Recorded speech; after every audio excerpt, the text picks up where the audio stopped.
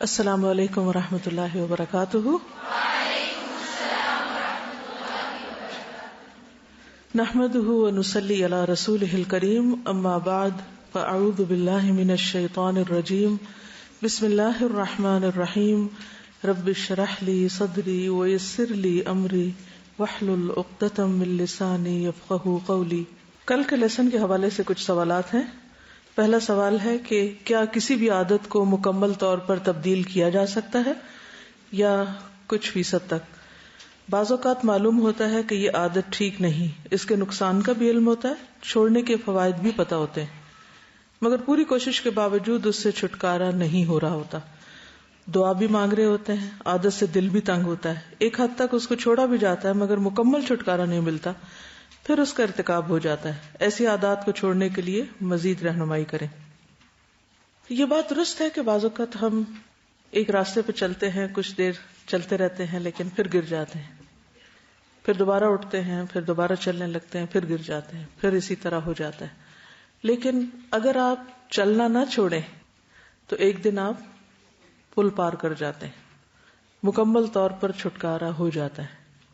تو اس کے لیے ٹائم لگتا ہے اور کچھ کوششیں کرنی پڑتی ہیں اور مسلسل کوششیں۔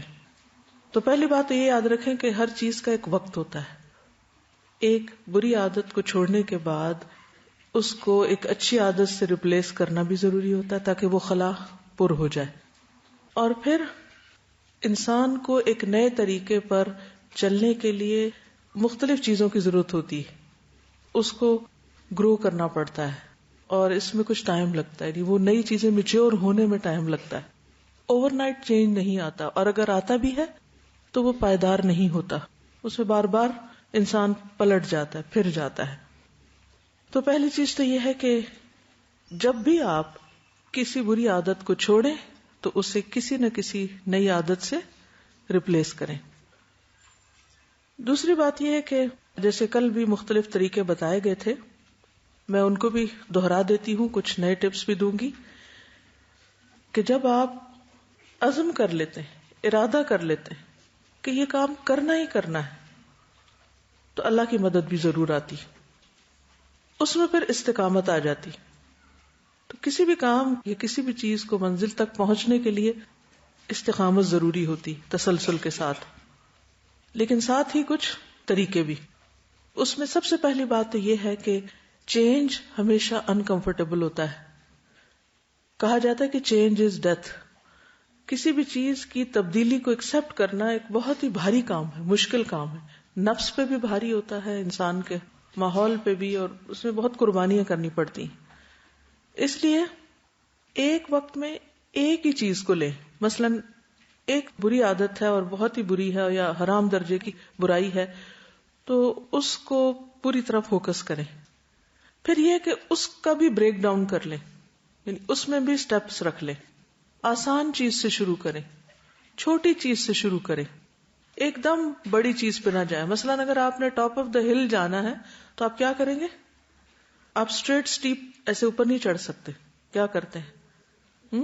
کبھی آپ اوپر چڑھتے ہیں اور کبھی آپ صرف ایک اور بہتر راستہ تلاش کرنے کے لیے رائٹ یا لیفٹ بھی جا رہے ہوتے ہیں، اور وہ مختلف طرح کی پگڈنڈیوں سے گزر کر تب آپ اوپر چڑھتے ہیں۔ اور پھر اگر آپ ایک دم سٹیپ سیدھا لینے کی کوشش کریں یا زیادہ اونچا ایک ہی دفعہ چڑھنے کی کوشش کریں تو بعض اوقات واپس گر جاتے ہیں، مشکل ہوتا ہے۔ چھوٹے سٹیپس، بیبی سٹیپس، ایزی سے آغاز، تھوڑے سے آغاز، ایک چیز پر ایک وقت میں کام، اور پھر کم از کم اس کو 30 دن دیں، یعنی منیمم ٹائم ہے، لیکن اگر آپ 40 دیں گے تو انشاءاللہ وہ اندر جم جائے گی۔ ٹھیک ہے۔ پھر یہ کہ اپنی ان چیزوں کو لکھ کر بھی رکھیں اور پازیٹیو سینٹینسز بولیں، مجھے یہ کام کرنا ہے، مجھے یہ کام کرنا ہے، مجھے فلاں بری عادت چھوڑنی ہے، اس برائی سے مجھے نکلنا ہے اور میں نکل کر چھوڑوں گی، اور اس کو اپنی زبان سے بولا بھی کریں۔ یعنی دعا مانگنا تو اپنی جگہ ہے، دعا بھی مانگ رہے ہیں، کوشش کریں، لیکن پازیٹیو سٹروکس دیں اور منفی باتوں سے مکمل پرہیز کریں۔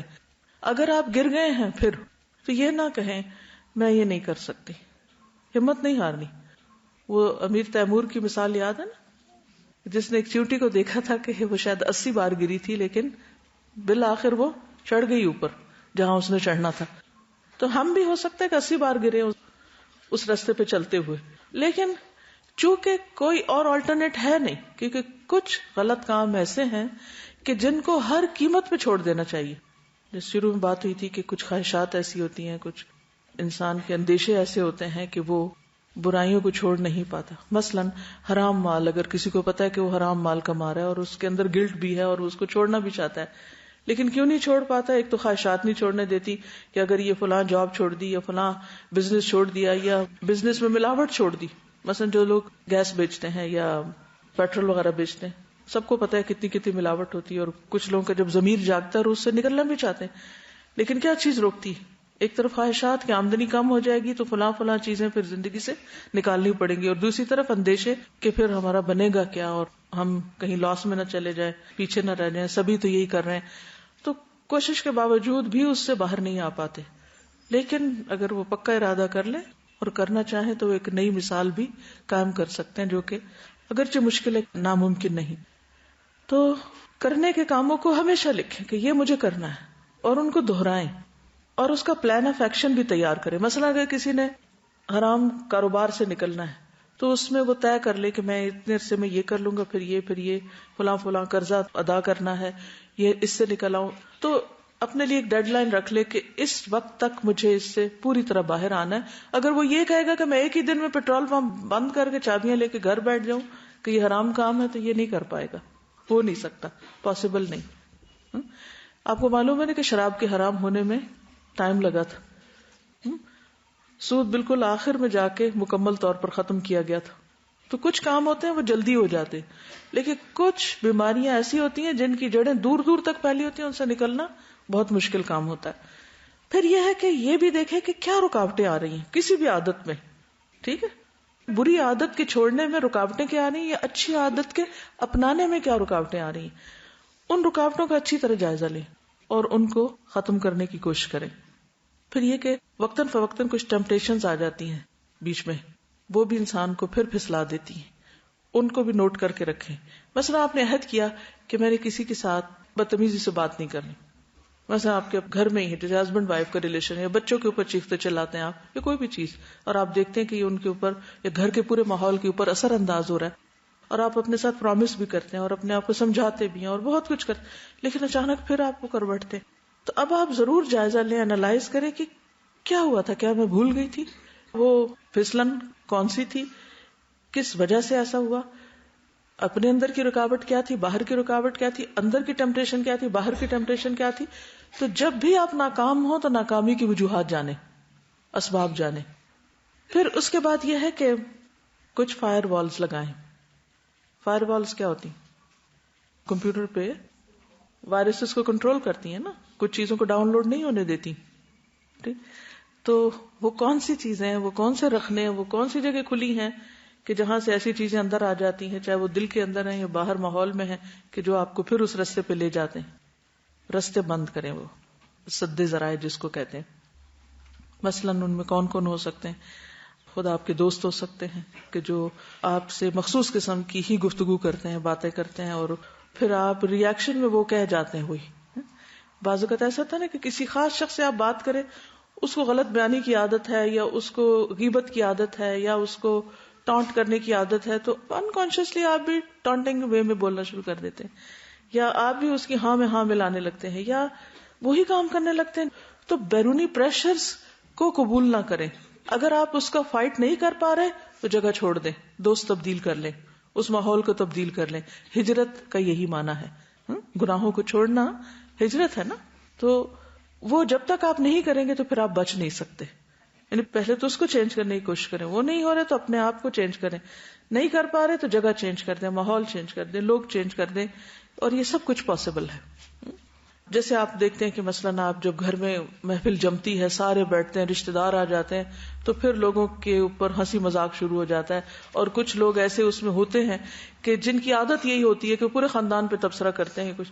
تو اب آپ کو طریقہ پتہ ہونا چاہیے کہ میں اس کو کیسے ختم کر سکتی ہوں. یا ہمیں قرآن میں بھی بتایا گیا ہے کہ جب آپ دیکھیں کہ کسی مجلس میں دین کا مذاق اڑایا جا رہا ہو تو پھر کیا کریں؟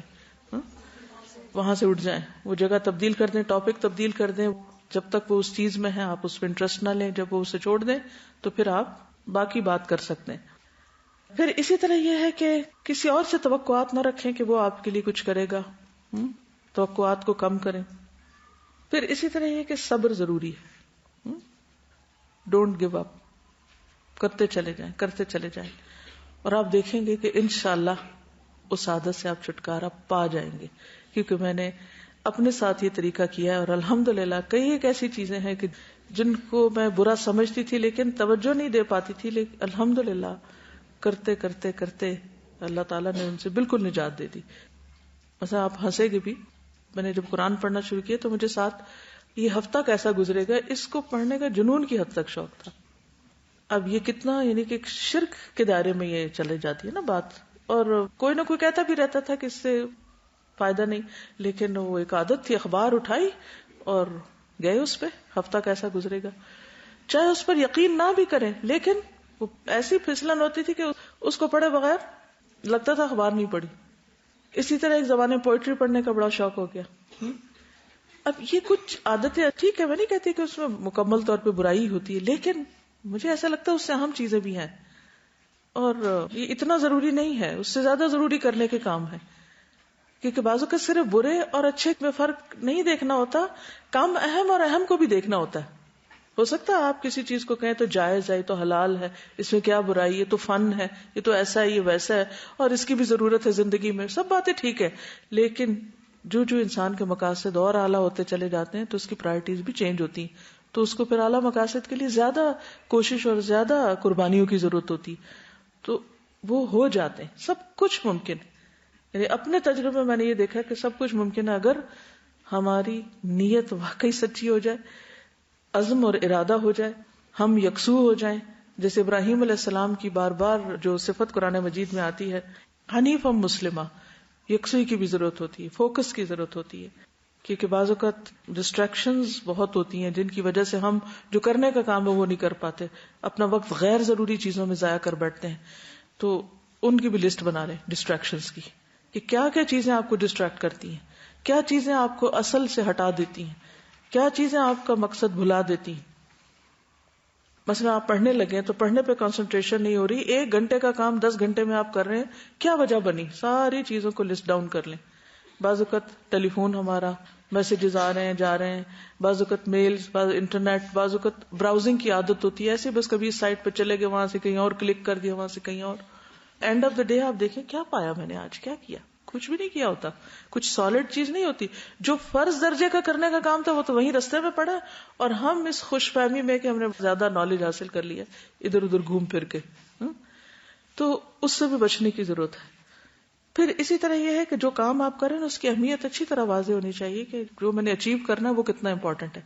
اور اگر ہم کل والی حدیث یاد رکھیں کہ جو شخص جنت کے اعلیٰ ترین درجوں میں گھر چاہتا ہے اس کو اپنا اخلاق یعنی اپنی عادات اور اپنے طور طریقے جو ہیں وہ بہتر بنانے ہوں گے, اور وہ ایک مستقل ٹھکانہ ہے, مستقل ریوارڈ ہے.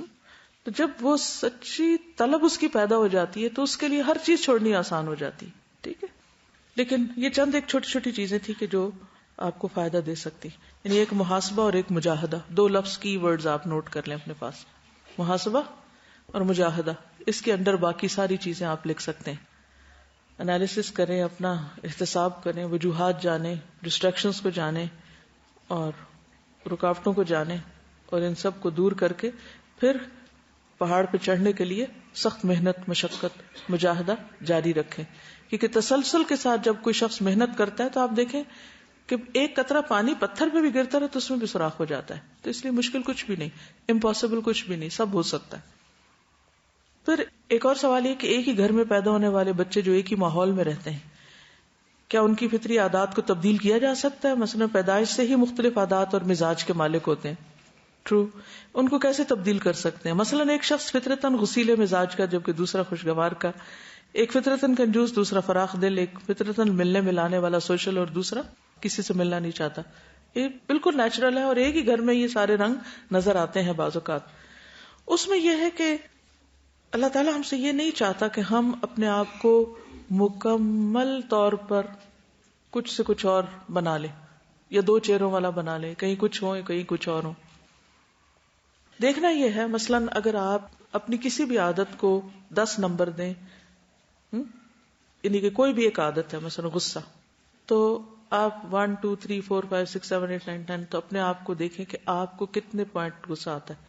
5 تک آتا ہے، 6 آتا ہے، 9 آتا ہے، 10 تک آتا ہے، یعنی آپ اپنے آپ کو کہاں کھڑا محسوس کر سکتے. دوسری بات یہ ہے کہ اس میں سے کس چیز کی کہاں تک اجازت ہے اور کون سی چیز ڈینجر زون میں داخل ہو رہی ہے. اگر وہ چیز ایسی ہے آپ کے مزاج کا حصہ، جیسے حضرت عمر کے مزاج کا ایک حصہ تھا، وہ حضرت ابوبکر سے بہت مختلف تھے اور دونوں ہی اللہ کے رسول صلی اللہ علیہ وسلم کے بہترین دوست تھے. اس مزاج کو تو تبدیل نہیں کیا، لیکن اس کو چینلائز کیا گیا. کچھ چیزیں طبیعت یا مزاج کا حصہ ہوتی ہیں، سب لوگ ایک جیسے نہیں ہوتے. اگر وہ مزاج کا حصہ ہے اور جائز کی حد میں ہے تو اس کو ہم غلط نہیں کہیں گے، برا نہیں کہیں گے. لیکن وہ اگر جائز سے ناجائز میں چلے جاتے ہیں یا وہ اپنی لمٹ پار کرنے لگتے ہیں، وہ گرین سے نکل کر یلو اور یلو سے ریڈ میں داخل ہو رہے ہیں، تو پھر ہمیں وہاں پر کوشش کرنی ہوگی. ٹھیک ہے، غصہ ہے، اگر وہ غصہ حق کے لیے استعمال ہو تو بہت اچھا ہے، وہی لیول اگر باطل کے لیے استعمال ہو رہا ہے تو بہت برا ہے. تو اس چیز کو بھی ہمیں مد نظر رکھنا ہوگا کہ وہ چیز انسان کے فرائض کی ادائیگی میں، انسان کی ریلیشن شپس میں، اللہ سے تعلق میں، سیلف گروتھ میں، یہ 3 خاص چیزیں جن پہ آپ نے ورک کرنا نا. ایک اپنی سیلف ڈیولپمنٹ، ایک ریلیشن شپ جو انسانوں کے ساتھ ہے، اور ایک اللہ کے ساتھ تعلق. ٹھیک، ایک اپنی ذات، ایک سارے انسان یا ماحول یا جو کچھ ہمارے علاوہ آس پاس ہے، اور ایک ہمارے ابب یعنی اللہ سبحانہ وتعالی کے ساتھ ہمارا ریلیشن شپ. ان تینوں دائروں میں آپ یہ دیکھ لیں کہ کون سی چیز جو ہے اس کو آپ قرآن و سنت کی روشنی میں جائز قرار دیں گے، کون سی چیز گرے ایریا ہے، کون سی چیز حرام میں داخل ہو گئی، نہیں کرنی چاہیے. تو جو ٹھیک ہے وہ ٹھیک ہے، جو ٹھیک نہیں اس کو ٹھیک کرنے کی کوشش کرنی ہے. سوال یہ پیدا ہوتا ہے کہ مزاج مختلف کیوں ہے؟ کیونکہ اسی میں ٹیسٹ ہے. اگر ساری چیزیں ہمیں بائی نیچر ہی اچھی مل جاتی، اچھا اخلاق، اسمائلنگ فیس، ہر ایک سے سوشلائز کرنا، خشوع حضور سے نماز کی عادت، فوکس خوب کرنے کی بائی نیچر ہی عادت، باقی بھی یعنی کہ اپنے لیے بھی اسٹرگل کرنے کی عادت، تو پھر ہمارا امتحان کس میں؟ یہ دراصل ہماری شخصیت کے جو منفی پہلو ہوتے ہیں یہ ہمارے لیے ایک ٹیسٹ کا درجہ رکھتے ہیں. اسی سے ہمیں آزمایا جائے گا کہ ہم اگر کمی تھی تو کھینچ تان کے کہاں اس کو لے آئے، یعنی کہ جتنا ہونا چاہیے کہ انسان کے اندر اس لیول تک کہاں لے آئے، اور اگر وہ کوئی چیز زیادہ تھی تو اسے کنٹرول کر کے نیچے کیسے لائے. جیسے باڈی ٹمپریچر ہوتا ہے نا، ایک نارمل حد ہوتی ہے، اس سے کم بھی ٹھیک نہیں، زیادہ بھی ٹھیک نہیں. جیسے بی پی ہے، کم بھی ٹھیک نہیں، زیادہ بھی ٹھیک نہیں. تو اس کو مینٹین رکھنے کے لیے کچھ لوگوں کو تو کوئی مسئلہ نہیں ہوتا، ان کو تو نہ ٹیمپریچر کا پرابلم ہے، نہ بی پی کا پرابلم ہے، نہ شوگر کا مسئلہ ہے. لیکن کچھ لوگوں کے لیے یہ ایک ٹیسٹ ہے، وہ اگر ذرا سا بھی کچھ ادھر ادھر کھا لیں گے، کچھ بھی کر لیں گے تو وہ اوپر نیچے ہو جائے گا. تو ان کے لیے اس میں اسٹرگل ہے، اس اسٹرگل میں اجر ہے. ٹھیک ہے، تو اس لیے اس کو بھی کبھی اپنے لیے برا نہ سمجھیں کہ کچھ چیزیں ہمیں فطرتاً ملی ہی نہیں، ہمارے مزاج کا حصہ بنی ہی نہیں، اب ہمیں انہیں ڈال ڈال کے لانا ہے اس تک کیونکہ ہم سے ریکوائرڈ ہے. ٹھیک ہے نا، تو جو چیزیں ریکوائرڈ ہیں ان کے لیے ایفرٹ چاہیے، تو مجاہدہ چاہیے. تو محاسبہ اور مجاہدہ دونوں چیزیں کرتے جائیں تو انشاءاللہ آپ دیکھیں گے کہ اپنے اندر بہت سی اچھی خوبیاں آپ لے آئیں گے. اور ان سب کے اوپر جو اہم ترین چیز ہے وہ ہے اللہ کا تقوی. اللہ کا ڈر ہر نیکی کی بنیاد ہے. ٹھیک ہے نا، اور جب تک اللہ کے لیے کوئی کام نہ ہو اور اللہ تعالی کے ڈر سے اور اللہ کی نگرانی کی فکر سے نہ ہو تو بھی استقامت نہیں آتی، تو بھی چیزیں ادھوری رہ جاتی ہیں. دنیا میں کوئی چیز ایسی نہیں جو ہمیں اتنا موٹیویٹ کر سکتی ہو کہ ہم اس کے لیے اتنی بڑی قربانی کریں. لیکن اللہ کی ذات ایسی کہ جس کے لیے انسان اپنی جان بھی دے کر کیا چاہتا ہے کہ بار بار دے. جو ایک بار بھی دینی مشکل ہے وہ بار بار دینے کا شوق رکھتا ہے. چلیے آگے بڑھتے ہیں کیونکہ ٹاپک ایسا ہے کہ جس میں بہت کچھ کرنے والا ہے، لیکن میں انشاءاللہ ساتھ ساتھ آپ کو چھوٹی موٹی ٹپس دیتی رہوں گی تاکہ کچھ چیزیں آپ کی زندگی کا لازمی حصہ بن جائیں جس سے آپ کو آخرت میں بڑے بڑے فوائد حاصل ہو سکتے ہیں اور ساتھ دنیا کی زندگی بھی انشاءاللہ پرسکون ہو سکتی ہے. نفس مطمئنہ، یعنی دنیا میں ہمارا ٹارگٹ کیا ہے؟ اچھے اخلاق اور اچھی عادات کے اختیار کرنے کا، تاکہ ہم نفس مطمئنہ حاصل کر سکیں. ایک اور چیز یہ بھی یاد رکھیے کہ عادت بنانی اس لیے بھی ضروری ہے کہ انسان کے لیے وہ عمل آسان ہو جاتا ہے. ٹھیک ہے نا، لائٹ ویٹ ہو جاتا ہے. عمل صالح تو کرنا ہی کرنا ہے، لیکن عمل صالح کو بوجھ سمجھ کے نہیں کرنا. وہ کیا بن جائے؟ عادت اس طرح کی بن جائے کہ جس سے وہ چیز کرنی مشکل نہ رہے. جیسے نماز کی عادت ڈال لینا کیا کرتا ہے؟ نماز پڑھنے کو آسان بنا دیتا ہے. روزے کی عادت ڈال لینا روزے کو آسان کر دیتا ہے. اس طرح وہ عمل بوجھ نہیں رہتا. وَإِنَّهَا لَكَبِيرَةٌ, it's a really big thing, لَكَبِيرَةٌ إِلَّا عَلَى الْخَاشِعِينَ. تو خاشعین کون ہے؟ اپنے آپ کو کوٹ کوٹ کے روند کے روندا ہوا ہے، اپنے اوپر خوب مجاہدے کیے ہوئے. جی السلام علیکم. استاذہ پچھلے دنوں ہم نے ایک ورک شاپ کی تھی جس میں ہمیں اسپیکر نے بتایا تھا کہ ایک امپورٹنٹ لائک گریڈ ہوتی ہے. تو اس میں یہ چیز ہوتی ہے کہ ہمارے زندگی میں بہت سی چیزیں امپورٹنٹ ہوتی ہیں but some times we like them and some times we don't like them. اور سکسیسفل پرسن وہ ہوتا ہے جس کے لیے جو چیز امپورٹنٹ ہے وہ اس کو لائک بھی کرے. ہی از دا سکسیسفل مین. تو اس کا انہوں نے طریقہ وہی بتایا تھا جس طرح آپ نے گائیڈ کیا. تو میں اس کو ریلیٹ کر رہی تھی کہ انہوں نے کہا کہ ایسے ٹریگرز ہم اپنی امپورٹنٹ چیزوں میں لائیں جو ہم کو اسے لائک بھی کرائے نا. مثلاً اگر ہم واک نہیں کرتے تو choose a good companion for the walk اور choose a good place for walk, stuff like that. تو آپ پھر وہ کرنا شروع ہو جائیں گے. آپ کو نماز نہیں اچھی لگتی تو اچھی جا نماز کا انتظام کریں یا سجدے کی جگہ خوشبو لگائیں. تو میں نے یہ بات بہت سیکھی اور اس پہ عمل کرنے کی کوشش کی تو it help me very much. بالکل صحیح ہے. یعنی ماحول کی تبدیلی سے اور مختلف چیزوں کے جو موٹیویشنل فیکٹرز ہوتے ہیں وہ آپ کے عمل کو بہت آسان کر دیتے ہیں. ٹھیک ہے. اور پھر آپ دیکھیے کہ اچھی عادات عمل کو آسان کر دیں گی اور اچھا عمل جب عادت بن جائے گا تو لائف لانگ ہوگا, اس میں استقامت آئے گی.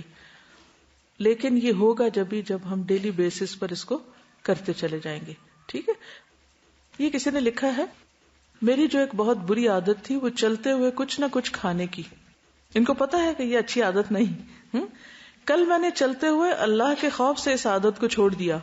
میرا دل بہت مطمئن ہو گیا. پھر میں سوچ رہی تھی کہ میں بہت زیادہ کھاتی ہوں, میرے اندر صبر کیسے آئے گا. میرے ہاتھ میں بسکٹ ہے, بھوک بھی لگی ہوئی ہے, مگر اللہ تعالیٰ نے صبر اتنا دیا کہ میں نے اپنی بھوک پر بھی کنٹرول کر لیا. تو وہی بات ہوئی کہ اگر کوئی ٹریگر ایسا ہے, ایک بڑا ریوارڈ آگے نظر آ رہا ہے, تو پھر انسان کو چھوٹی چھوٹی چیزوں کو چھوڑ دینے میں کوئی مشکل نہیں ہوتی. جیسے ایک صحابی نے جب انہیں بتایا گیا کہ شہید ہوں گے تو جنت میں جائیں گے, تو انہوں نے کیا کیا, جو مٹھی میں کھجوریں پکڑی ہوئی تھی وہ پھینک دی.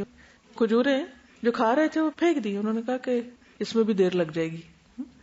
تو کون سی چیز آپ کے ہاتھ کی کھجوریں چھوڑوا سکتی؟ کوئی بڑا ریوارڈ. تو جب وہ سامنے ہوگا, اور بڑے ریوارڈ میں کیا ہے کہ اللہ راضی ہو جائے گا, تو اس خوشی کو محسوس کرتے ہی آپ کے لیے ہر چیز آسان ہو جائے گی. کیونکہ نماز کے لیے آسانی میں بھی کیا آتا ہے کہ انہا لکبیرۃ الا علی الخاشعین الذین یظنون انہم ملاقو ربہم. یہ جو اللہ کی ملاقات کا یقین ہے, ہمارے اندر وہ یقین نہیں ہے. بلیو می, بچپن سے ہم سوچتے ہیں بس وہ قیامت کا دن ہے, وہ ساری بھیڑ کٹھی ہوگی اور پھر وہ حضور صلی اللہ علیہ وسلم کی شفاعت ہو جائے گی اور پھر سارے لوگ بس پتہ نہیں کیسے جنت میں پہنچ جائیں گے کیونکہ لا الہ الا اللہ پڑھ رہے. اتنے عجیب و غریب قسم کے ہمارے عقائد ہیں اور ایسی عجیب و غریب قسم کی سوچیں ہیں کہ جس میں وہ یقین کا پہلو ناپید ہے. تو اب نماز کس کی اچھی ہو سکتی؟ کون خشوع و خضوع میں کامیاب ہو سکتا ہے؟ جس کو یہ یقین ہوگا کہ اللہ سے ملاقات کرنی ہے. تو یہ ملاقات کی پریکٹس ہو رہی ہے, میں اس وقت بھی اللہ سے ملاقات میں ہوں, بات میں ہوں, اس کے لیے آسان ہو جائے گا. تو کوئی ریوارڈ سامنے ہوگا تو عمل بھی آسان ہو جائے گا.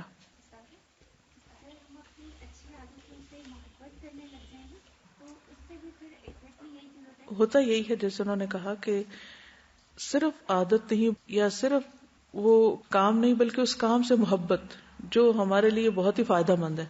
کیونکہ وہ محبت جب پیدا ہو جائے گی تو پھر کیا ہوگا, وہ کام آسان ہو جائے گا, مشکل سے مشکل کام آسان ہو جائے گا. اسی لیے اللہ سبحانہ وتعالیٰ نے ہمیں اپنی محبت دی, اپنے حبیب کی محبت دی, قرآن کی محبت دی. ابھی بھی آپ دیکھیں کہ جن لوگوں کو قرآن سے محبت ہوتی ہے ان کے لیے اس کو پڑھنا کچھ مشکل نہیں, بہت آسان ہے, کیونکہ وہ محبت ان کو کھینچ لے جاتی ہے اس طرف. تو جو چیزیں زندگی میں اہم ہیں ان کو بوجھ سمجھ کے نہیں کرنا آپ نے. ٹھیک ہے, کیا سمجھ کے کرنا ہے؟ ان سے محبت کرنی ہے، وہ آپ کا پیشن بن جانی چاہیے، وہ آپ کے لیے لائٹ ویٹ ہو جانی چاہیے. انہا لکبیرۃ، ہے بڑے بھاری بھاری کام، الا علی الخاشعین. مطلب یہ کہ بیسک کوالٹی خشوع کی اگر آئے گی تو باقی چیزیں آسان ہو جائیں گی. اور وہ خشوع کی کوالٹی کب آتی ہے؟ الذین یظنون، یقین کے درجے میں، انہم ملاقو ربہم. تو جب تک یہ سب کچھ اللہ کے لیے نہیں ہوگا، ان صلاتی و نسکی، قربانیاں بھی ہم جب تک اللہ کے لیے نہیں کریں گے تو مشکل ہی ہوں گی. ومحیایا ومماتی للہ رب العالمین. تو پھر وہ رضوان اللہ اکبر کا جو وعدہ ہے وہ انشاءاللہ آپ کے لیے بہت سی مشکل چیزوں کو آسان کر دے گا. اب ہم اپنے ایک دن کا جائزہ لیں گے کہ اس میں ہمیں کیا کیا کرنا ہے. تو اب آپ دیکھیے کہ دن کا آغاز کرنا ہے آپ نے صبح کا. ایک کتاب ہے چھوٹی سی، 1000 سنتیں، اگر آپ کی نظر سے گزری ہو، اردو میں بھی ہے، اب عربی میں ہے بیسیکلی. اگر ہو سکے تو روزانہ اس کے ایک چھوٹے سے حصے کو پڑھ کے اپنا جائزہ لینا شروع کریں. کیا میں یہ کرتی ہوں، کیا میں یہ کرتی ہوں، کیا میں یہ کرتی ہوں. کیوں؟ اس لیے کہ لقد کان لکم فی رسول اللہ اسوۃ حسنہ. ہر وہ کام جو رسول اللہ صلی اللہ علیہ وسلم کی سنت کے مطابق کیا جائے گا اچھی نیت کے ساتھ، وہ کیا بن جائے گا؟ عبادت بن جائے گا. قل ان کنتم تحبون اللہ فاتبعونی. ریوارڈ کیا ہے؟ یحببکم اللہ، اللہ تم سے محبت کرے گا.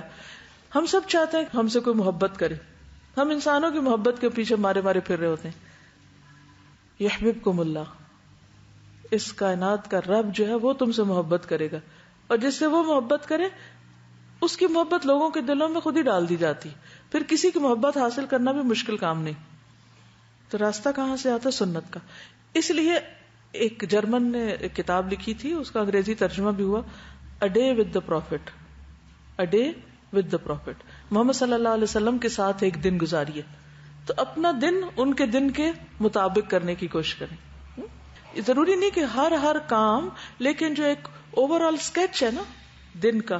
3 میں نے آپ کو ٹارگٹ دیے نا، ایک اللہ سے اپنے تعلق کو امپروو کرنا ہے ہم نے، ایک لوگوں کے ساتھ ریلیشن شپ کو اچھا کرنا ہے، اور ایک اپنی سیلف گروتھ کے اوپر توجہ دینی ہے. ان 3 چیزوں کو اچیو کرنے کے لیے وہاں سے رول ماڈل سامنے رکھنا ہے اور دیکھنا ہے کہ ہمارے اندر کون کون سی ہیبٹس وہ ہیں جو آپ کی تھی، یا وہ کام ہم کرتے ہیں جو آپ کرتے تھے یا نہیں. تو اس پر آپ نے ورک کرنا ہے. یہ میں نے اوور آل آپ کو ایک ٹارگٹ دے دیا ہے، رائٹ. لیکن چند چیدہ چیزوں کا میں ذکر بھی کروں گی. مثلا کامیاب زندگی کامیاب دنوں سے بنتی ہے، بہترین استعمال کیے ہوئے گھنٹوں اور منٹس اور لمحوں سے بنتی. اٹ آل ڈپینڈس کہ how do you spend your time, your day, your hours, your minutes and seconds. کیونکہ شروع میں نے بات کی تھی کہ سب سے زیادہ قیمتی چیز ہمارے پاس کیا ہے؟ زندگی. زندگی کیا ہے؟ وقت زندگی ہے نا، جتنا بھی ہمیں ملا ہے، ٹوٹل نمبر آف آورس. تو اس کی کامیابی کا انحصار کس چیز پر ہے کہ آپ ان آورس کو، ان منٹس کو کس طرح گزارتے ہیں. اگر ہم اس کے مختلف حصے کر لیں، اس کا بریک ڈاؤن کر لیں، تو اپنی زندگی کو ایک دن سمجھے، مثلا کہ اپنا ایک دن کیسے گزارتے ہیں. کامیاب انسان وہ ہے جس کا آغاز بھی اچھا ہو اور جس کا انجام بھی اچھا ہو. تو دن کے آغاز اور انجام پر خاص طور پر نظر رکھیے، کیونکہ جب آپ صحیح ڈائریکشن پر اپنی گاڑی لے چلتے ہیں نا تو انشاءاللہ صحیح منزل تک بھی پہنچ جائیں گے. لیکن اگر آپ نے ٹیک آف ہی غلط کیا ہے تو پھر آپ اپنے اصل منزل یا مقصود یا مطلوب جگہ تک نہیں پہنچ سکتے. ٹھیک ہے. تو کسی نے کہا تھا کہ اگر آپ کے صبح کے معمولات ٹھیک ہو گئے تو آپ کی ساری زندگی ٹھیک ہو جائے گی. اگر آپ نے اپنے دن کا آغاز بہترین کر لیا تو آپ کی پوری زندگی بہترین ہو جائے گی. یعنی life starts with the first part of the day. اب جس دن ہم پیدا ہو گئے وہ تو ہو گئے، وہ ہماری زندگی کا پہلا دن ہمیں نہیں پتا، وہ تو ایک لاشعوری سی کیفیت میں گزر گیا، کوئی ہمیں بتایا بھی تو فائدہ کچھ نہیں. لیکن اب ہم اپنی زندگی کا سٹارٹ کہاں سے لیں؟ صبح سے. صبح کے وقت کیا سوچیں؟ ہماری آج زندگی شروع ہو رہی ہے. اور پھر اس کی روشنی میں محاسبہ کر لیں اپنا اپنا کہ آپ کی صبح کیسے ہوتی ہے، آپ کی صبح کب ہوتی ہے، آپ صبح کے اس وقت کو کتنا کیش کرتے ہیں، آپ کی صبح کا وقت کس کام میں استعمال ہوتا ہے. زندگی سے آغاز ہوتا ہے یا موت سے آغاز کرتے ہیں؟ پتہ ہے میں موت کس کو کہہ رہی ہوں؟ جی، آغاز کہاں سے ہو رہا ہے؟ باقی سب اس کے تابع ہے. That is the most productive part of your day. اس کے بارے میں نبی صلی اللہ علیہ وسلم نے کیا فرمایا تھا؟ دعا دی تھی کیا؟ اللہم بارک لامتی فی بکورہا، اے اللہ میری امت کی صبح میں برکت ڈال دے. ٹھیک، خوش قسمت ہیں وہ جن کی صبح کا آغاز تہجد سے ہوتا ہے. لیکن اگر آپ اس ہائیسٹ لیول پر نہیں بھی تو فرض کے درجے میں تو ہونا ہی ہونا ہے. اور وہ فرض کا درجہ کیا ہے؟ فجر کی نماز. اب اگر عادت نہیں فجر کی نماز کی یا تہجد کی تو کون سی ڈرل کریں گے، کون سی ایکسرسائز کریں گے؟ فائدے اور نقصان والی، رائٹ؟ کیا فائدے ہیں اور کیا نقصان ہے، کیا حاصل کرتے ہیں کیا لوز کرتے ہیں، دونوں کا کمپیریزن کرے، اپنے لیے خود لکھے کہ اگر میں 4 بجے اٹھوں تو کیا فائدے ہیں اور اگر میں 8 بجے اٹھتی ہوں تو کیا نقصان ہے. ٹھیک، یا کیا فائدے ہیں؟ فائدہ تو اس میں ایک ہی ہے، بس مزے کر رہے ہیں، سو رہے ہیں، آرام کر رہے ہیں، اس کے علاوہ اور کیا فائدہ ہے؟ ٹھیک ہے، تو خواہشات سے باہر نکل کر دیکھنا یہ ہے کہ زیادہ فائدے کی چیز کون سی ہے. اس میں جسمانی فائدے بھی ہیں، روحانی فائدے بھی ہیں، جذباتی طور پر بھی اس کی بہت اہمیت ہے. اس کے بعد کیا ہونا چاہیے؟ نماز کے فوراً بعد بادبار السجود کیا ہونا چاہیے؟ سجدوں کے بعد بھی دعائیں، اذکار صبح شام کے جو ہم پڑھتے ہیں. پھر کیا ہونا چاہیے؟ تلاوت قرآن. تلاوت قرآن آپ واک کرتے ہوئے بھی کر سکتے ہیں اور بیٹھ کے بھی کر سکتے ہیں. پھر کیا ہونا چاہیے؟ ایکسرسائز. ایکسرسائز میں موسم کے حساب سے آپ باہر اور اندر دونوں میں سے کسی چیز کا انتخاب کر سکتے ہیں. اگر باہر نہیں نکل سکتے، یہ گھر ایسی جگہ ہے کہ باہر ہے ہی کچھ نہیں، ہے ہی اندر، تو پھر آپ کیا انڈور ایکسرسائز کے طریقے جانیے. کوئی بھی چیز مشکل نہیں، امپاسبل نہیں. آپ کو پراپر طریقے سے اسٹریچز کرنا آنے چاہیے، فلور کی ایکسرسائز آنی چاہیے کہ اگر آپ کہتے ہیں میرے پاس کچھ بھی نہیں، کوئی کمرہ خالی نہیں، کچھ نہیں، لیکن جس جائے نماز پہ آپ نے نماز پڑھی ہے اتنی جگہ تو مل جائے گی نا آپ کو، تو اتنی جگہ میں کیا ایکسرسائز ہو سکتی ہیں وہ کرنا جان لیں. پھر 2 چیزوں کو کمبائن بھی کر سکتے ہیں، مثلا اسٹریچز اور صبح شام کی دعائیں، یہ آپ دونوں ایک وقت میں کر سکتے ہیں اگر وقت کم ہے. ٹھیک ہے، اگر ایکسرسائز کا اس وقت نہیں ٹائم کہ آپ کو بچوں کو اسکول بھیجنا ہے یا کچھ اور کام کرنے، تو پھر فوری طور پر آپ ساتھ کیا کر سکتے ہیں؟ آپ کچن میں کام کرتے ہوئے بھی صبح شام کے اذکار کر سکتے ہیں، لیکن آپ نے ان کو چھوڑنا نہیں. اگر آپ تلاوت نہیں کر پا رہے کسی وجہ سے، مثلا بچے کی پیدائش کے بعد، پیریڈز کے دنوں میں، مثلا آپ بیمار ہو گئے ہیں، آپ قرآن مجید کھول کے لاؤڈلی نہیں پڑھ پا رہے، تو کیا پڑھیں ہی نا، چھٹی. آلٹرنیٹ کیا ہے؟ کیسٹ پلیئر، سی ڈیز، موبائل، IVR، کہیں سے بھی آپ اب تو ہر جگہ اویلیبل ہے، یعنی کوئی عذر نہیں ہو سکتا. جہاں سے آپ کی تلاوت کی ریڈنگ چھٹی، آپ بک مارک لگا دیں، وہیں سے آپ لسننگ شروع کر دیں، اور لسننگ کرتے وقت اپنے اندر ہی اندر اس کو دہراتے رہیں. اور ایک چیز جو مجھے بہت فائدہ دیتی ہے لسننگ میں، وہ ہے یہ بالکل سچ کہا جا رہا ہے. میں اپنے آپ کو ہر تھوڑی دیر کے بعد کہتی ہوں یہ بالکل سچی بات ہے، یہ بالکل سچ ہے، یہ بات ایسے ہی ہے، یہ ایسے ہی ہے، یہ ایسا ہونا ہے، یہ ایسے ہوا تھا، یعنی اکارڈنگلی اس کو میں جواب دیتی ہوں تاکہ ایکٹیو لسننگ ہو. ورنہ کیا ہوتا ہے، وہ کہیں بیچارہ کیسٹ پلیئر چل رہا ہے اور ہم ادھر باتیں کر رہے ہیں، کبھی کچھ کر رہے ہیں، کبھی کچھ کر رہے ہیں، دھیان ہی نہیں. تو اس میں توجہ کے لیے باتیں کریں، اس سے اس کے ساتھ انٹریکٹ کریں. یہ آلٹرنیٹ دے رہی ہوں، مین کورس نہیں ہے. ٹھیک ہے کہ آپ اسی پہ انحصار کر لیں، رائٹ. اچھا، پھر اذکار کے کیا فائدے ہیں؟ صبح شام کی دعاؤں کے کیا فائدے ہیں؟ عافیت ہے، حفاظت ہے، پروٹیکشن ہے، اور ایک اطمینان ہے کہ اب ہونا کچھ نہیں، بس میں اللہ کی حفاظت میں آ چکی ہوں. رائٹ. ورزش کے کیا فائدے ہیں؟ کرنے کے اور نہ کرنے کے. ہر عادت کے ساتھ وہی ڈرل کریں گے. اب آپ ساری ایک دن میں نہیں شروع کر سکتے چیزیں. ایک دن میں ایک کر لیں، اگلے میں اگلے، اگر ہو رہا ہے تو ٹھیک، اس کو تھوڑا اور بہتر بنا لیں. نیکسٹ ڈے کرتے کرتے کرتے یہ سارے ٹارگیٹس لکھ لیں. ان میں پھر آگے اسمال بریکس آتے ہیں ان کی مزید امپروومنٹ کے لیے. ویسے تہجد ہے، نبی صلی اللہ علیہ وسلم جب تہجد کے لیے اٹھتے تھے کیا پڑھتے تھے؟ ان فی خلق السماوات. آپ کو آتی ہے کہ نہیں؟ اگر نہیں آتی تو حفظ کرنا شروع کر دیں، اپنا ٹارگیٹ لکھ لیں کن آیات کو حفظ کرنا ہے. حفظ کرنے کے باوجود بھی نہیں آپ کو ترتیب یاد رہتی، کوئی پرنٹ کر کے لکھ کے لگا لیں کہ اس وقت آپ دہرا لیں. تہجد شروع کرتے ہیں تو دعا استفتاح کیا ہے؟ اللہم لک الحمد. اگر دعا یاد ہے تو ٹھیک، نہیں تو اپنا ٹارگیٹ لکھ لیں کہ مجھے یہ دعا یاد کرنی، کیونکہ نبی صلی اللہ علیہ وسلم اس سے آغاز کرتے تھے. اسی طرح وہ جو 1000 سنتوں والی میں نے بات کی ہے نا، تو اس میں ایک ایک کو چھوٹے چھوٹے پھر ٹارگیٹ، یعنی سب ڈویژن ان کی کر لیں اور ان کو اپنے ساتھ کمپیریزن کرتے رہیے، مجھ میں ہے کہ نہیں، ہے کہ نہیں. کیونکہ ان کنتم تحبون اللہ، اللہ کی محبت کا دعویٰ فاتبعونی، تو پروفٹ کا اتباع کرنا ہوگا. تب کیا ملے گا؟ یحببکم اللہ ویغفر لکم ذنوبکم، گناہوں کی معافی بھی ہو جائے گی. ٹھیک ہے. تو یہ دو چیز تو ہم چاہتے ہیں کہ اللہ ہم سے محبت کرے اور گناہ معاف ہو جائے. پھر اس کے بعد یہ ہے کہ آپ کو اپنی فزیکل ہیلتھ کی طرف بھی توجہ دینی. ایکسرسائز کے علاوہ ناشتہ ضروری ہے، ٹھیک، لیکن ٹائم کس کے پاس ہے بیٹھ کے ناشتہ کریں.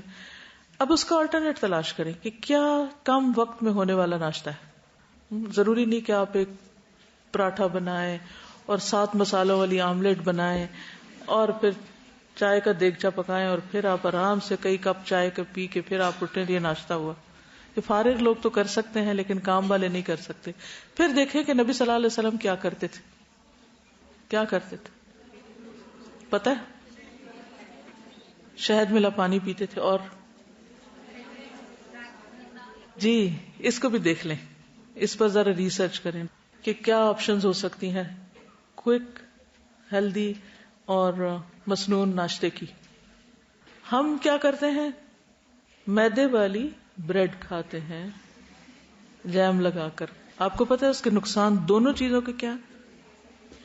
اور جن لوگوں کو بریڈ نہ ملے وہ سمجھتے ہیں ہمارا تو ناشتہ ہی نہیں ہوا، اور پھر اٹھا لیتے ہیں اور راستے میں چلتے چلتے کھاتے جاتے کہتے ہیں ہم نے ناشتہ کر لیا ہے. وہ کون بتا رہا تھا اس دن مجھے کہ بچوں میں ہی جو شوگر کی بیماری عام ہو رہی ہے اس کی بنیادی وجہ کیا ہے؟ میدا کھانا. نبی صلی اللہ علیہ وسلم نے ساری زندگی نہیں کھایا. اب وہ صبح صبح جب میدا کھاتے ہیں تو اس کو ڈائجسٹ کرنے کے لیے کیا چاہیے ہوتا ہے؟ کیا نقصان ہے؟ انٹسٹائن میں چمٹ جاتا ہے اور کانسٹیپیشن ہو سکتی ہے اور اس سے پھر بہت زیادہ مسئلے ہو سکتے ہیں. وہ تو سب بیماریوں کی جڑ. لبلبا اس میں چونکہ فائبر نہیں ہوتا اور یہ بالکل سافٹ ایک ایسی چیز ہوتی ہے جو ہمارا ڈائجسٹو سسٹم ہے اس کے لیے بھی نقصان دہ ہے. یعنی اس کی ایکٹیویٹی کے لیے اور اس میں جو سیکریشن سیکریٹ ہوتی ہے جب ہم فائبر والی چیز کھاتے ہیں، لائک جو کا دلیا کھائیں یا اس طرح کی چیز جس میں فائبر ہو، جیسے انچنا آٹا ہے، تو وہ زیادہ بہتر ہوگا ہمارے انٹسٹائنس کے لیے، معدے کے لیے، اور دوسری چیزوں کو ایبزارب کرنے میں بھی ہیلپ ہوتی ہے. بہرحال آپ کا اسائنمنٹ ہے کہ نبی صلی اللہ علیہ وسلم کا ناشتہ لکھ کر لائیں کیا تھا. ٹھیک ہے، اب پڑھیں جا کے کہیں. کچھ لوگ کہتے ہیں ہم ناشتہ کرتے ہی نہیں ہیں، عادت ہی نہیں. ناشتہ نہ کرنے کے نقصان کیا ہیں پتہ ہے آپ کو؟ وہ بھی ذرا ڈھونڈیں اور لکھیں. ناشتہ کرنے کے فائدے اور نہ کرنے کے نقصان کیا ہیں، اور نبی صلی اللہ علیہ وسلم کا ناشتہ کیا تھا. ٹھیک ہے. پھر اس کے بعد آپ ٹریول کرتے ہیں گھر سے. آپ سب کی بات کر رہی ہوں، ہر ایک نہیں کرتا، لیکن آپ لوگ پڑھنے کے لیے آتے ہیں یہاں. کس کی ٹریولنگ آدھے گھنٹے کی ہے ڈیلی آنے میں؟ کمیوٹنگ ٹائم ماشاءاللہ بے شمار ہاتھ کھڑے. 1 گھنٹہ، اللہ اکبر. کتنے لوگ 1 گھنٹے کی ٹریولنگ سے آتے ہیں؟ 1.5 گھنٹہ، 1.5 بھی ہے. اوکے. اب آپ دیکھیے کہ صبح سویرے آپ 1.5 گھنٹہ ٹریول کر کے یہاں آ رہے ہیں، یا 1 گھنٹہ یا آدھا گھنٹہ یا 15 منٹ، تو آپ قریب سے آنے والوں کے بھی اشارے بند ہو تو لگ ہی جاتے ہیں. اس ٹائم کو کس طرح گزارتے ہیں اس کا جائزہ لیجئے. ٹھیک ہے. وہ موسٹ پروڈکٹیو ٹائم ہے جو ہمارا صرف دھواں کھاتے گزر جاتا ہے. اسے ہم ضائع نہیں کر سکتے یہ سوچ کے کہ جی یہ تو ٹریولنگ ٹائم ہے ہم کیا کریں. بہت سے لوگ منہ بند کر کے بس ادھر ادھر دیکھتے رہتے ہیں. نہیں, اس ٹائم کو استعمال کرنا ہے ہمیں, ٹھیک ہے. اس کی بھی پلاننگ کرنی, کیا کیا کیا کر سکتے ہیں ہم اس میں. کچھ لوگ ریڈنگ کر سکتے ہیں, کچھ نہیں کر سکتے کیونکہ ان کا سر چکراتا ہے. اگر ریڈنگ نہیں کر سکتے تو لسننگ کر سکتے ہیں. یعنی پلاننگ کے ساتھ آپ کو لیکچر سیریز شروع کر سکتے ہیں سننے کی. اگر آپ پڑھ نہیں سکتے قرآن پاک حفظ کر سکتے ہیں آپ. اگر آپ ہر روز یعنی اس میں نا ایک آیت چھوٹی سی دیکھی پھر اس کے بعد بند کر دی اور اس کو دہراتے رہے, اپنا لیسن روز کا یاد کر سکتے ہیں. آتے جاتے ٹائم استعمال ہو سکتا ہے. نفل پڑھ سکتے ہیں. نبی صلی اللہ علیہ وسلم کی سنت سے بھی ثابت ہے کہ آپ سواری پر نفل پڑھا کرتے تھے. ٹھیک, سواری پر کیے جانے والے کاموں کی لسٹ بنائیں کہ کیا کیا آپ کر سکتے ہیں, لیکن وہ کرنے کے لیے بھی آپ کو پلاننگ کرنی پڑے گی. مثلا بہت پہلے ایک دفعہ ڈاکٹر غازی کے کسی بچے نے شاید قرآن پاک حفظ کیا تو انہوں نے انوائٹ کیا تھا, ہم ان کے گھر پر تھے, تو انہوں نے کسی اسکالر کو ایک اسپیکر کو لیکچر کے لیے بلایا جو کہ ختم قرآن کی تقریب تھی. تو اس پر جو بزرگ لیکچر دے رہے تھے انہوں نے کہا کہ مجھے ایک دفعہ یہاں سے شاید بہاول پور بائی ٹرین جانا تھا اور واپس آنا تھا, تو کہتے ہیں میں نے جانے اور آنے میں پورا قرآن ختم کر لیا, کیونکہ وہ ٹارگٹ رکھ لیا کہ میں نے پورے سفر میں قرآن پڑھنا اور اتنے پارے جاتے ہوئے پڑھنے اور اتنے آتے ہوئے پڑھنے, اور کہتے میرا پورا ہو گیا. کل ہمیں بات کی تھی نا کہ اچھی عادات کے لیے پلان بھی کرنا پڑے گا. اچھے کام کرنے کے لیے پلان کر لیں کہ اتنے پارے کرنے ہیں. مثلا اگر آپ کا روزانہ کا ٹارگٹ ہے کہ ایک پارا ختم کرنا ہے اور آپ کو سفر میں پڑھنے میں کوئی مشکل نہیں ہوتی تو آپ اس کو پڑھ سکتے. چونکہ ہر ایک کی عادت مختلف ہے, اپنی عادت, اپنے حالات, اپنی صحت کے مطابق اپنی پلاننگ کیجیے. میں اس لیے یہ سارے کام آپ پہ چھوڑتی ہوں کیونکہ آپ نے اپنی زندگی گزارنی ہے, آپ اپنے آپ کو زیادہ بہتر سمجھتے ہیں اور آپ کو خود اپنے لیے پلان کرنا آنا چاہیے. ٹھیک, میرا کام صرف یہ ہوگا کہ میں آپ میں سے رینڈملی اٹھا کے کسی کو پوچھوں گی اپنی پلاننگ بتا دیجیے, آپ اپنی بتائیے, آپ اپنی. اس کے لیے تیار رہیے, ٹھیک ہے, کیونکہ ہر ایک کے پاس نئے آئیڈیاز ہوتے ہیں, نیا طریقہ ہوتا ہے. اتنے سارے ذہنوں کا اشتراک ہو تو کتنا کچھ ہم سیکھ سکتے ہیں سب سے. پھر آپ دیکھیے کہ کاموں پر فوکس ہونا, صبح کے وقت اور باقی وقت میں بھی جو بھی آپ نے کام کرنا ہے اس پر آپ فوکس کریں. ملٹی ٹاسکنگ اس وقت مت کریں کہ بہت سارے کام ساتھ ساتھ چلائیں, یہ نہ ہو. مثلا آپ اپنا لیکچر پریپیئر کریں جیسے مجھے کرنا ہوتا ہے, تو اب اگر میں لیکچر پریپیئر کرتے ہوئے کبھی میل دیکھنے بیٹھ جاؤں, کبھی فون اٹھا لوں, کبھی کسی سے باتیں کرنے لگ جاؤں, کبھی کچھ کروں, تو وہ جو کام 10 منٹ میں ہونا ہے یا 15 منٹ میں ہونا ہے وہ تو گھنٹے ڈیڑھ میں جائے گا. اور پھر اس کا نقصان کیا ہوگا کہ اگلا کام متاثر ہوگا, اس کا نقصان کیا ہوگا کہ اگلا متاثر ہوگا. تو ایسے میں کیا کرنا چاہیے؟ کچھ کام ایسے ہیں کہ جن کے ساتھ فون آپ کے کمرے میں بھی نہیں ہونا چاہیے, سائلنس پہ ہونا چاہیے, آف موڈ میں ہونا چاہیے. اور جب آپ فارغ ہو جائیں سب چیزوں سے اور آپ کو ریلیکسنگ ٹائم ہو پھر آپ فون اٹھیں. کچھ لوگ عین نماز کے وقت کال کر دیتے تو میں سوچتی ہوں اذان نہیں سنائی دیتی, اور پھر ایک دفعہ کر کے جان نہیں چھوڑتے, کرے جاتے تو اٹھا ہی لیں آپ. تو یہ بھی بڑی غلط بات ہے. دوسروں پہ آپ ظلم ڈھاتے ہیں جب آپ ان کو اس قدر پریشان کرتے ہیں. اور بات کیا ہوتی؟ بات کچھ بھی نہیں ہوتی, بس ایک خیال دماغ میں کوئی فوبیا ہوتا ہے, وہ اس کا اثر دوسرے پہ جا ڈالتے. تو ایسے پریشرز کا مقابلہ کیا کریں, بلیک میل نہ ہوا کریں, اور نہ کسی کی اس قسم کی غلط قسم کی پریشرائزنگ میں آپ آئیں. اور جو بات جواب طلب ہے وہ جواب طلب ہے, اس کا جواب ضرور دیں, اور جو بات جواب طلب نہیں اس کی صرف ایسے ایموشنل قسم کی بلیک میلنگ ہے تو اس کا شکار نہ ہو, ورنہ آپ زندگی میں کچھ بھی نہیں کر سکیں گے. اصل میں شیطان بعض اوقات صرف آپ پہ نہیں آتا, وہ لوگوں پہ آ کے آپ پر آتا ہے, ان کے کندھے سے آپ کی طرف وار کرتا ہے. اس کو بھی سمجھیں. کوئی بھی چیز ہو تو آپ اس کو انالائز کیا کریں کہ اس کی کس حد تک ضرورت ہے, کتنا امپورٹنٹ ہے, کتنا ارجنٹ ہے. ٹھیک ہے نا, کچھ چیزیں امپورٹنٹ ہوتی ہیں مگر ہرگز ارجنٹ نہیں ہوتی, کچھ چیزیں ارجنٹ ہوتی ہیں مگر کوئی امپورٹنٹ نہیں ہوتی, خواہ مخواہ کی ایمرجنسی مچائی ہوئی ہوتی ہے لوگوں نے, حالانکہ اگر وہ اپنے وقت پہ بھی کیا جائے تو ہو سکتا ہے. پھر ایک اور چیز یہ ہے کہ سب سے اہم کام صبح کے وقت میں کریں, پرائم ٹائم میں. اور جن پر زیادہ دماغ نہیں لگتا وہ کام شام میں کریں. یہ کپڑے دھونے ہیں، کھانا پکانا ہے، صفائی کرنی ہے اور اس طرح کی بہت ساری چیزیں ہیں، شفٹ کر دیں اس کام کو. پھر اسی طرح یہ ہے کہ اپنے دن کا جائزہ، پھر محاسبہ کہ آج کا دن میں نے کیسے گزارا ہے. ہر دن کا محاسبہ کریں کیونکہ وہ آپ کے اعمال نامے کا حصہ بنتا چلا جا رہا ہے. پھر ایک ویکلی محاسبہ ٹائم رکھیں کہ آپ نے جو کہا تھا کہ میں فجر کی نماز پڑھوں گی یا تہجد پڑھوں گی یا یہ دعا سیکھوں گی یا اور اس طرح کے ٹارگٹ رکھے تو وہ کیے ہیں کہ نہیں کیے، اور اگر نہیں کیے تو کیوں نہیں کیے. جب تک آپ اپنا ہفتہ وارانہ جائزہ نہیں لیں گے اس وقت تک امپروو نہیں کر سکتے، آپ کی گروتھ نہیں ہو سکتی. جو کر چکے اس پہ کبھی راضی نہ ہو کہ میں نے یہ بہت کچھ کر لیا. ہمیشہ مزید کرنے کی تمنا رکھیں یا اس کو امپروو کرنے کی. کچھ چیزیں آپ کو اور کرنی چاہیے اور کچھ چیزیں آپ کو مزید امپروو کرنی چاہیے. ان کا بھی آپ کو پتا ہونا چاہیے کیونکہ جس کا آج اس کے کل سے بہتر نہیں وہ ناکام ہوا. اسی طرح خاص طور پر اپنی سونے کی روٹین کا جائزہ لیں. کچھ لوگوں کو نیند نہ آنے کا پرابلم ہوتا ہے، اس کی وجہ جانیں. بعض اوقات ہم ایسی ڈائٹنگ کر رہے ہوتے ہیں یا ایسی فوڈ کھا رہے ہوتے ہیں کہ اس کی وجہ سے نیند ختم ہو جاتی ہے. بعض اوقات کوئی بیماری ہو سکتی ہے. بعض اوقات آپ دن میں زیادہ سو گئے تو آپ کو رات کو نیند نہیں آتی. تو نیند کے مسنون اوقات کا بھی جائزہ لیں کہ سونے کے بارے میں نبی صلی اللہ علیہ وسلم کی سنتیں کیا ہیں. کس وقت کا سونا پسندیدہ ہے، کس وقت کا سونا مکروہ ہے، کس وقت کے سونے کو حماقت قرار دیا گیا. ٹھیک ہے، یہ سارے اوقات آپ کو معلوم ہونے چاہیے اور اسٹرکٹلی ان کی پابندی کریں. اپنے آپ کو عذر بہانے نہ دیں، الا کہ کوئی شدید بیماری ہو کہ آپ کو ہوش ہی نہ آ رہی، وہ الگ بات ہے. کیونکہ جب تک آپ کی نیند، سونے کی عادات درست نہیں ہوتی اس وقت تک آپ کوئی بہت پروڈکٹیو کام نہیں کر سکتے.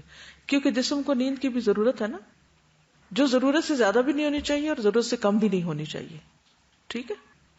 اب آپ کی کتاب میں روحانی صحت لکھی ہوگی، کتاب ہے آپ کے پاس؟ نکالیں.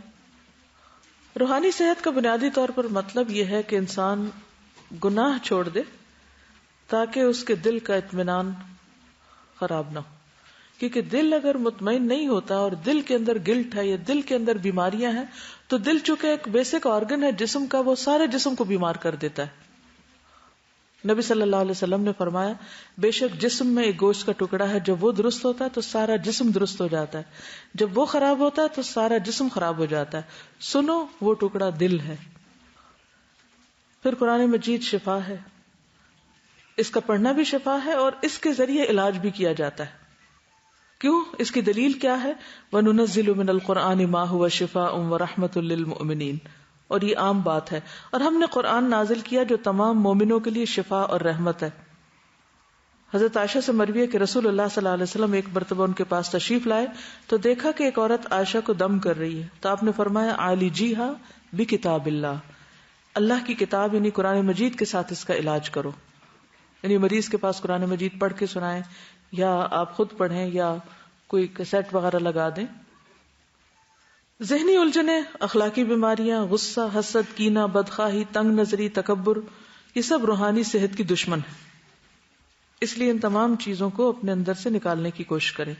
تو ان میں سے ایک ایک چیز پر آپ نے ورک کرنا ہے. مثلا غصہ زیادہ آتا ہے تو بری عادت ہے، اس کو کس طرح دور کرنا ہے. شروع میں آپ کو کی پوائنٹس بتا چکی ہوں.